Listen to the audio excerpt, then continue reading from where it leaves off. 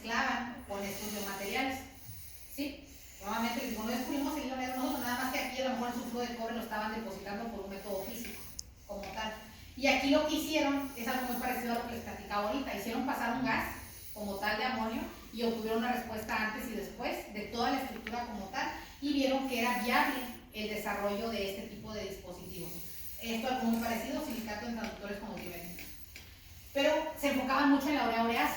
Entonces, en la misma revisión que nosotros hacemos de la diabetes, qué tipo de analitos pueden estar relacionados a esta, nos damos cuenta que existen una infinidad de analitos relacionados a este tipo de padecimiento. Dependiendo del analito que yo estuviera buscando, lo relaciono al estado o al tipo de diabetes que pudiéramos tener. Entonces, es viable estudiar la urea, es viable echar mano de estos biomateriales como tal para mejorar la respuesta del biosensor que a lo mejor aquí, o del dispositivo que a lo mejor aquí habíamos desarrollado. Entonces, es una combinación de todo, ¿no? Por esa razón, nosotros estamos trabajando con el analito, que es la glucosa como tal, estamos trabajando con urea y tenemos algunos ensayos trabajados con colesterol también y algunos aminoácidos para detección de estos y su relación con la diabetes como tal. Y lo más nuevo, como les decía, el trabajar con dispositivos no invasivos. Y todos estos ya existen reportes que se encuentran en la saliva como tal. ¿Sí? ¿Qué tenemos que buscar? Que el sensor sea, bueno, una que ya funcione y ya estamos del otro lado, ¿no? Que me lo detecte. La otra, la selectividad, la linealidad y lo demás, ¿no? Pero bueno, esto es paso a paso y es un trabajo multidisciplinario. Aquí hemos involucrados todos los programas educativos que les dije, más investigadores, pues les digo, yo mi área, yo soy química de profesión, tengo doctorado en materiales, trabajo con especialistas en el área de electrónica, en el área de física, de materiales, de óptica, biomateriales, de la parte biológica y demás para poder comprender todo este tipo de procedimientos. O sea, yo no me lo sé todo, yo tengo que apoyarme en todos estos especialistas como tal. Y bueno, ya entrados a lo que hemos hecho como grupo de investigación, bueno, para que se ubiquen en dónde estoy trabajando, estas son las partes de un sensor químico. Tenemos la muestra de medida de analito que quieran, que les haya mencionado yo, el elemento de reconocimiento, este sería el biocerámico, que sería la ceolita que les platiqué. Otra aportación de nosotros es que esas ceolitas yo las estoy obteniendo por el procedimiento Solget. Nuevamente, procedimientos de química suave, bajas temperaturas. Obtengo el polvo cerámico, yo nada más busco dispersarlo y por spin covering deposito las películas delgadas. Hemos hecho estudios a diferente concentración. Concentración me refiero al número de capas, 1, 2, 3, 4 capas, y luego evalúo la respuesta con el analito, ¿no? Y el transductor, aquí entra la parte padre, los calcogénuros. O sea, no me salgo de mi área de confort, que son los calcogénuros y depositados por baño químico. Dependiendo del analito que estuviera buscando es lo que varío. La ceolita, pero lo más nuevo también que estamos trabajando es aplicar el vidrio bioactivo. A lo mejor les suena porque este ya es comercial. Es vidrio bioactivo 45S5, se utiliza para regeneración y existen pastillas que se venden en la farmacia como tal. Nuestra aportación es que lo obtenemos por proceso Solget, asistido por microondas convencional para obtener este polvo cerámico, ¿no? Dispersarlo y depositarlo en película. Y bueno, ya estamos trabajando con un estudiante de doctorado y con mi sabático. Espero terminarlo también en la instrumentación electrónica. Porque la respuesta que yo les doy, lo que tenemos al momento nosotros en los resultados con los analitos, es esto, ¿no? Yo tengo en la parte científica, yo tengo un VBIS antes y después, a diferente concentración de urea. Yo tengo una medición de 4 puntas, como lo vemos aquí, antes y después. Tengo identificada la reacción química que ocurre del analito con el material, el ácido glucónico que estoy buscando, si es urea ureasa, la formación de amonio, bien importante, que es lo que estoy detectando aquí por VBIS. ¿Qué queremos nosotros al final? Tener un sí, tener un no, tener un número, para que ya lo interprete cualquier persona como tal. Entonces, en eso estamos trabajando, en este sabático y con estos estudiantes son estudiantes de doctorado, ¿no? Por ahí se va a meter en algo el postdoc que nos acaban de aprobar. Proyectos de investigación relacionados a esto, bueno, nuevamente, PNPC y definitivamente la parte de, bueno, mantenimiento siempre va a estar, porque ahorita les decía, tenemos el laboratorio al 100 trabajando, la estancia postdoctoral, definitivamente mi estancia sabática, aprobada con recursos, y algo nuevo que estamos trabajando es un proyecto de preincubación de proyectos para investigadores, ahorita platicaba con los colaboradores, esto es nuevo, lo empecé en agosto, es una beca que nos otorgó el gobierno del estado de Chihuahua, justamente para preincubar este tipo de proyectos con miras a un emprendimiento que se pudiera hacer, ya sea dentro, si lo quiero, pues si la UNI me apoya y demás, hacerlo dentro de la universidad, o de manera independiente participar con este tipo de materias ya en algún emprendimiento como tal, hacerlo a alguna empresa en un futuro, ¿no? Bueno, dicho esto, este es el dispositivo 1 que estamos desarrollando para biosensores de urea. Esto es enzimático, esta es la estructura que yo tengo, es el sustrato, es el transductor, que es el calcogenuro y es el biomaterial. Aquí está el analito como tal. Esta es la estructura, la propuesta del sensor que estamos desarrollando. Para sensores resistivos, que es el que creemos que estamos desarrollando nosotros, para su diseño se dice que se requiere hacerlo por medio del puente de Wilson. El puente de Wilson es donde yo coloco mi sensor, coloco 3 resistencias que me equilibran el estado basal del sensor. Yo al cambiar la concentración de urea, obviamente estoy usando la enzima como tal, va a haber un cambio en el voltaje de salida como tal, y es lo que yo estoy midiendo. ¿Sí? Tenemos el depósito de los materiales, nuevamente, tenemos la caracterización microestructural, saber cómo están esas películas, si están homogéneas o no. Miren, esa estructura porosa es lo de arriba ya, es la parte del biomaterial, aquí ya no veo tanto el semiconductor, pero en la distribución elemental, pues aquí no alcanzan a ver ustedes, pero tengo todos los elementos, ¿no? Aquí son sulfuro de cobre, es el azufre, el cobre, el silicio, el bioglas, esto es con bioglas. Entonces el bioglas es óxido de silicio, óxido de sodio, óxido de fósforo y óxido de calcio. Tengo la distribución elemental homogénea de los constituyentes. Tengo la respuesta con urea y esta fue medida por ultravioleta visible. Ah, no, aquí tengo la reacción, no me tengo que regresar. Entonces, ¿qué estoy buscando yo? Ocurre esta reacción, estoy buscando este producto, detectar este producto principalmente, estos dos. ¿Cuál me da la posibilidad del ultravioleta visible y el amonio? Y aquí lo tengo. Estoy variando la concentración de urea, veo cómo se incrementa esa formación de amonio como tal. ¿Qué diferencia existe entre este y este? Bueno, que este es un bioglas, tengo sulfuro de cobre y el vidrio bioactivo solo.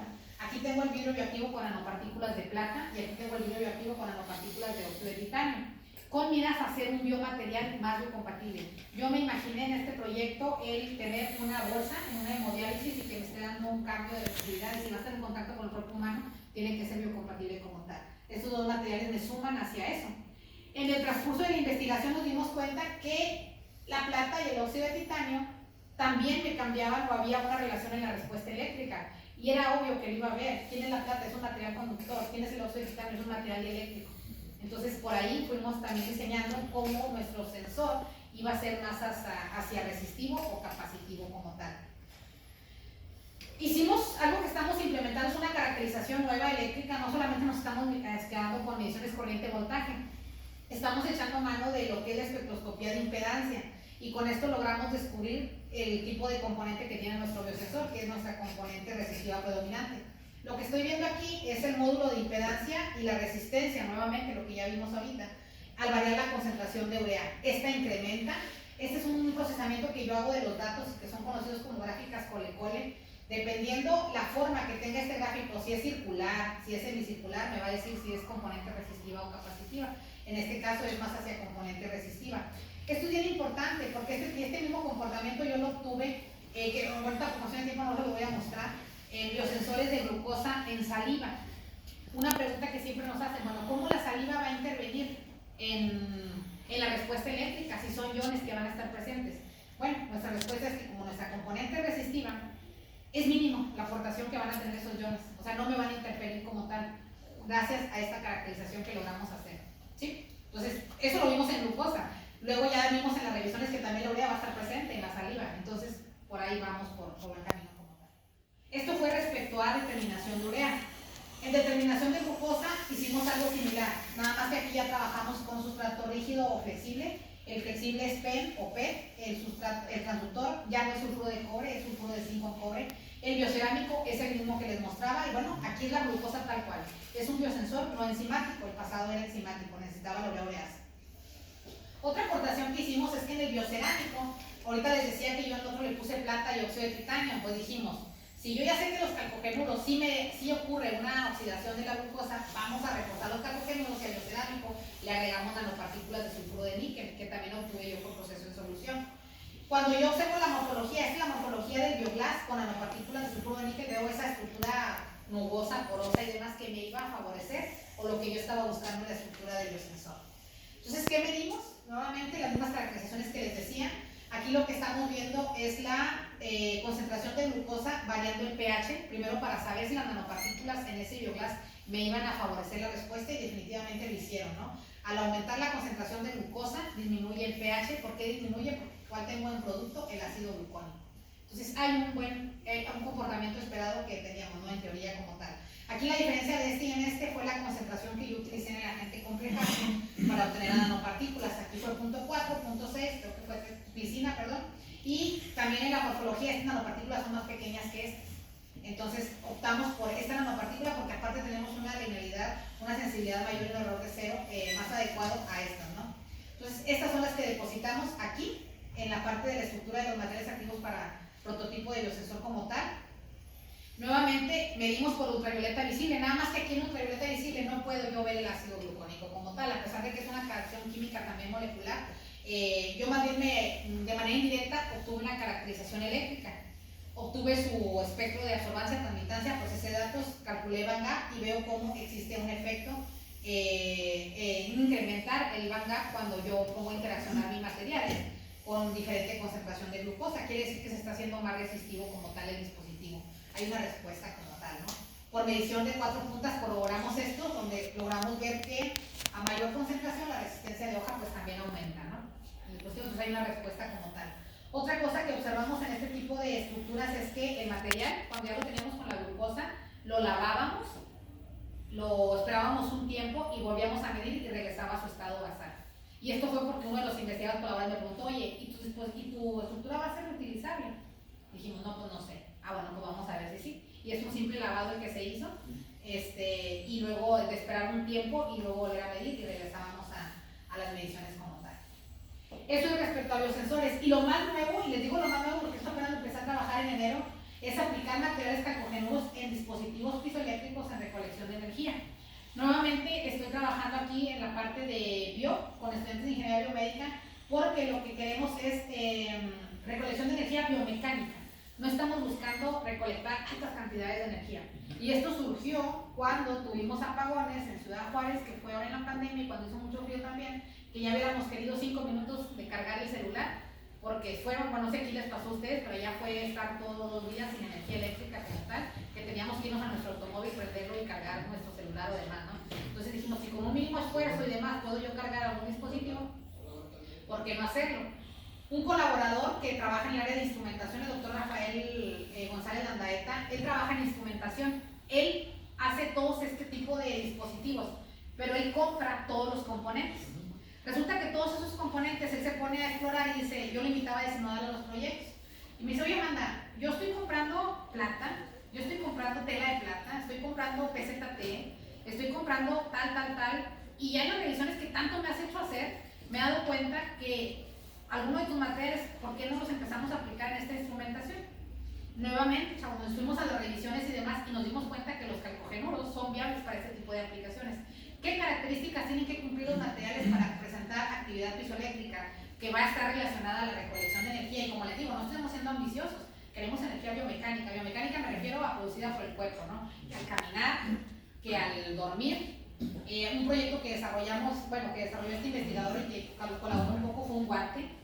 Por medio de estar trabajando en la computadora y demás, el chico recolectó energía, ¿sí? Entonces, ese tipo de energía es en la que estamos, la mínima, ¿no? De baja potencia y demás. Entonces, hicimos la revisión y ¿qué necesitamos? Nada más que nuestra estructura cristalina sea asimétrica, que presente una asimetría, porque esa asimetría me va a permitir justamente que ocurra ese desplazamiento, esa deformación, y luego yo tener esa recolección. ¿A quién creen que nos encontramos en la revisión como tal? Nos encontramos, aquí ya me ven un poco rápido, pero aquí lo ven rápido, al sulfuro de cadmio y al óxido de zinc. ¿Sí? Entonces, un proyecto que estamos desarrollando nosotros justamente es basado en estos materiales. Es el sulfuro de cadmio que yo ya conozco, el que ya les presenté en estas aplicaciones, y el óxido de zinc que también ya he desarrollado con materiales híbridos en película delgada. En película delgada y en nanopartícula, porque también ahí nos va a aportar como tal. Entonces, como ya tenemos la parte de películas, ya tenemos la parte de caracterización del material, aquí se las muestro, bueno, aquí son los objetivos, la síntesis de películas, el depósito, la caracterización, y esto ya lo teníamos, ¿no? El sulfuro de cadmio a 1, a 2, a 3 capas, como ya les había dicho, aquí sí me quedo con 3 o 4 capas, óxido de zinc, también cuenta, los dos presentan en teoría las características adecuadas para ser aplicado en ese tipo de dispositivos de recolección.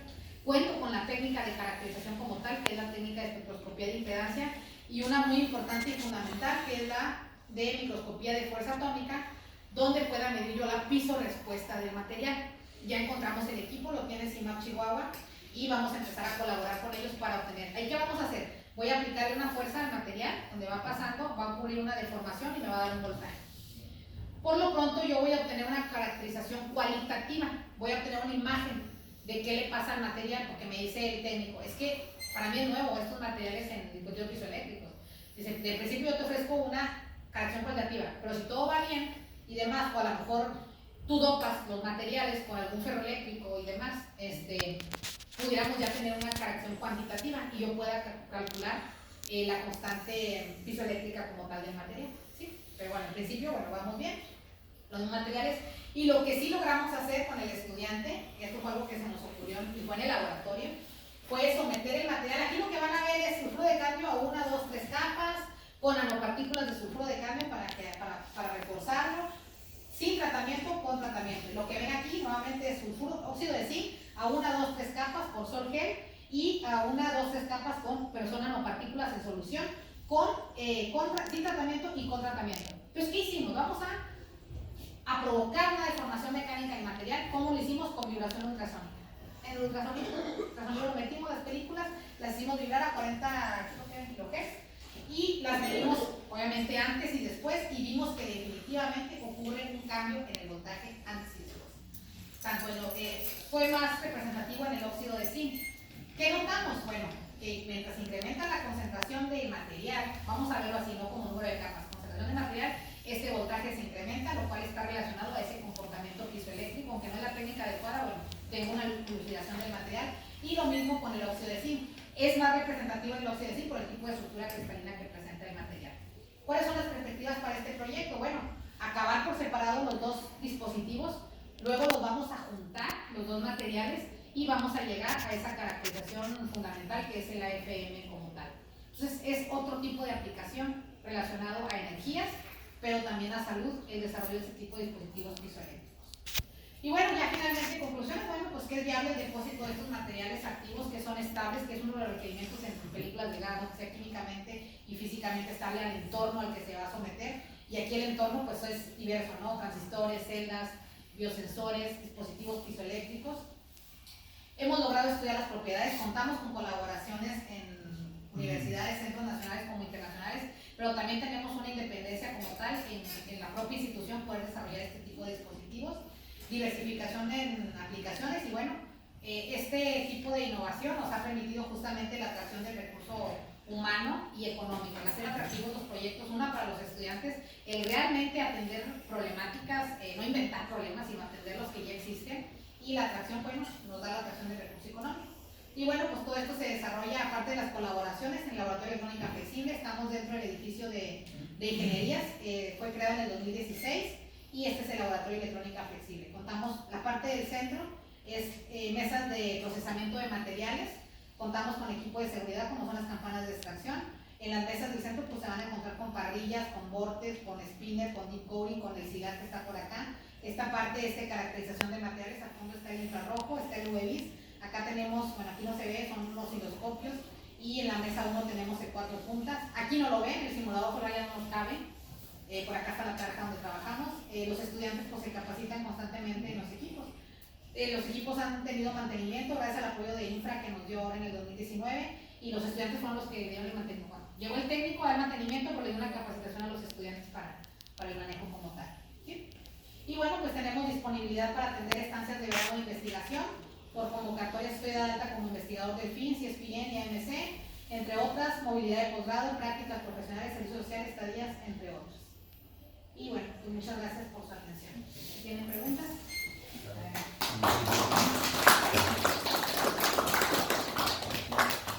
Está impresionante la plática. ¿Quién tiene preguntas? Oye, doctora Amanda, comentaste que ustedes hacen la geolita. Sí. Porque aquí en Sonora hay muchas geolitas, un montón. Sí. Ya lo habíamos visualizado de ahora cuando probamos a verlo de litio, ya lo tiramos Castillo. El probar las naturales como tal. Nosotros las hacemos y es del tipo ZSM5. Y la intención de hacerla es nada más, en un principio te decía era para regeneración de tejido, ¿no? Tener un mayor control estequiométrico de la región, porque las naturales todavía tenemos que hacer un proceso de purificación y demás, y aquí como que un control pues, como tal, ¿no? Más en esta parte de los dispositivos sí se requiere tener ese control estequiométrico porque ya no solamente son sustratos, o sea, digo, lo que nosotros nos dimos cuenta es que también van a tener una influencia en el comportamiento, ya la respuesta eléctrica o óptica que yo esté buscando con el analito. Pero de que se puede probar, también lo hemos desarrollado de probarlas como tal, ¿no? Sí. Me llevo también. Te quería preguntar, Amanda, de los últimos que mostraste de carboxanol, CS y óxido de zinc, mostraste ahí que tienes alguna respuesta de voltaje. Sí. ¿De qué tamaño son tus muestras? Son de los portaobjetos que son 2 por... 1 por A por 3. 2 por 3. 1 Una por tres. Sí. Ok. Sí, son del tamaño del portaobjetos. Ok. Y lo otro es, pues digo, pues algunas cosas, como dije, pero muy interesantes. De la muestra que dices que no es destructiva, que es muy importante porque ahorita la problemática que tiene en México es que se quedaron, por ejemplo, sin muestras para medir el azúcar. Este tipo de muestras son destructivas, las usan y ya no sirven. Pero las muestras que tú tienes, dices que las puedes, las limpias, las Lo lavas. limpiamos y volvemos a medir con agua. Agua nada más. Agua nada más. En ultrasonido. Los pusimos en ultrasonido. Cuando nosotros depositamos con baño químico, tú tienes el sulfuro de cobre y te lo llevas al baño, al ultrasonido, ¿no? Para retirar los precipitados que quedan, ¿no? O sea, el material ahí se queda pegado, tú lo que retiras son las partículas. Luego tenemos, no es cierto, cuando ya tienes el biomaterial ya no lo pusimos en ultrasonido, porque medimos el transductor solo. Ya cuando le pusimos el biomaterial, no, ya nada más hicimos como, ay, no me acuerdo cómo se llama esta técnica que tenemos por ahí, es un biochaker o algo así, que hizo el estudiante. Entonces ahí nada más fue así con vibración, con agua, exactamente. Y listo, ¿no? Y ya esperamos, creo que fueron 5 minutos, bueno, obviamente la secamos, le dimos todo el procedimiento y llegó a su, él dijo, no, a los 2 minutos todavía está, y eran 5 minutos y había bajado ya o sea, el material volvió a su estado basal. Ok. Sí, o sea, eran reutilizables, y te digo, esa fue una casualidad, fue una pregunta que nos hicieron a nosotros, de que, oye, si son reutilizables, ¿lo van a tirar o qué onda? Vamos a medir. Y ya fuimos y todo y son reutilizables. ¿Cuántas veces? No sé, vamos a averiguarlo cuántas veces puede hacerse. Sí. Castillo. Dos comentarios. El primero es respecto a los materiales piezoeléctricos. Sí. Una levadura que se utiliza para la preparación de pan, que se llama cream, tiene dos compuestos fundamentales que es un material piezoeléctrico. Si tú quieres poner a experimentar a tus estudiantes, Agregar ese. puedes agregar ese, o si no, bueno, para hacer las cosas sintéticas mejor, nada más averiguar cuál es su composición y hacerlo de manera controlada. Ok. Se puede meter, por ejemplo, en una jeringa de plástico que quepa un penny, ahí sería un polvo, y luego el polvo, ese penny le vas a soldar un alambre para que salga por el orificio de la jeringa. Y en el otro lado, en el émbolo vas a pegar otra moneda de esas mismas y que salga un alambrito. Entonces puedes tú medir el voltaje al ejercer presión en el émbolo. Okay. Entonces puedes integrar ese tipo de compuestos. Okay. Ahora respecto a tu investigación enzimática o para diabetes, creo que se llama glucemia al proceso de medirte la glucosa en sangre. O sea, puedes tener hipoglucemia o hiperglucemia, pero como proceso se llama glucemia. Nosotros tenemos un artículo en donde a ratas que se tienen un bioterio se les introdujo, bueno, primero 2 tipos de ratas, ¿no? Unas sanas y otras que ya eran diabéticas. Entonces se les colocó nanopartículas, nanopartículas de óxido de zinc, sintetizadas con un extracto verde. Ese extracto es de una raíz que se llama huereque.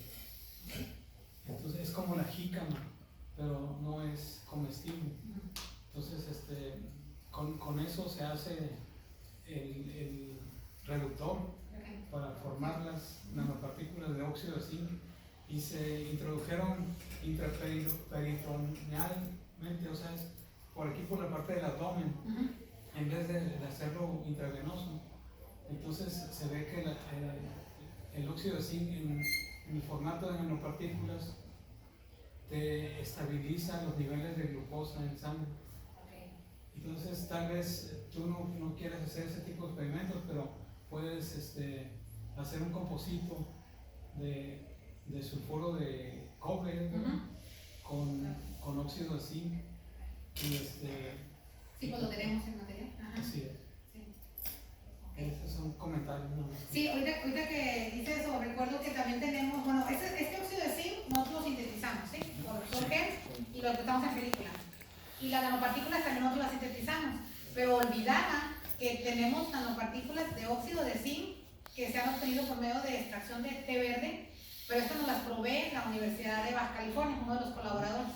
Entonces ellos ya las tienen sintetizadas, las aplican para otras cuestiones y nos las dieron para probarlas en los dispositivos piezoeléctricos. Y bueno, pues ahorita que comenta esto, sería otra buena opción, ¿no? Es el chiste, o sea, explorar, no cerrarnos a que ya voy a hacer baño químico y va a ser siempre celdas, ¿no? O óxido de zinc y va a ser siempre celdas como capa buffer. O sea, el abrir el panorama, abrir la mente y aceptar este tipo de propuestas y colaboraciones como tal. Y este colaborador así literal nos mandó y demás. Otra cosa que las vamos a utilizar es para fotocatálisis. Ahí me faltó la aplicación de calcogenuros también, de hecho se me olvidó, no sé por qué, y es el postdoc que tengo aprobado. A lo mejor es para dejársela a él, ¿no? Esa línea. Es fotocatálisis. Hemos hecho degradación de contaminantes orgánicos, el azul de metileno y naranja de metilo, con películas de sulfuro de cadmio y con óxido de titanio, por separado y juntas. Y hemos logrado degradación del 60-70% del azul de metileno y del naranja de metilo con luz solar tal cual. Todavía no tenía yo el simulador solar cuando se hizo. Entonces, literalmente, el chico tomó las condiciones, tenemos un artículo por ahí publicado, salió, hizo la degradación del material a 1 hora y tenemos esta degradación. Es otra aplicación de este tipo de materiales. Y lo padre es que fue en películas delgadas. Entonces, ¿cómo lo vemos nosotros? Dice, él tiene su empresa de ambiental y demás y se dedica justamente a cuestiones de purificación y demás. Dice, no, doctor, es que yo ya me imaginé un tubo y estar pasando agua contaminada y demás, dice, y el tubo yo le doy la forma y lo recubro de los materiales y demás, y ya en el flexible. De hecho, su postdoc trata de eso.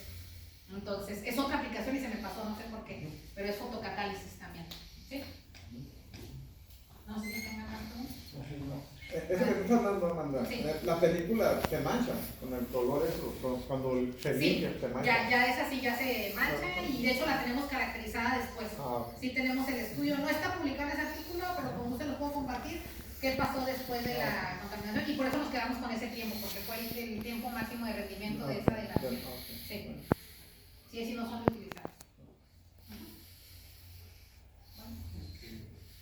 Pues agradecemos a la doctora. A ustedes, muchas gracias por su presentación.